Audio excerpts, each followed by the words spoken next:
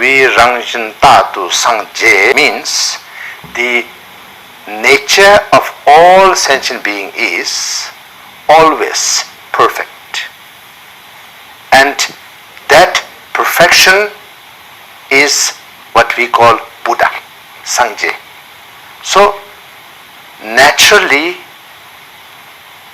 primordial wisdom is the essence of every single sentient being.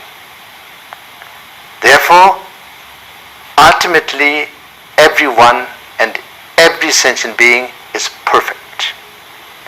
Not only sentient being, the things that sentient beings perceive, what they see, what they hear, the essence of all of it is perfect and primordial.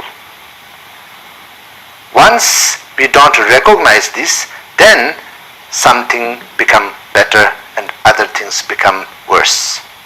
And then where we cope with this, then sometimes good things also become bad.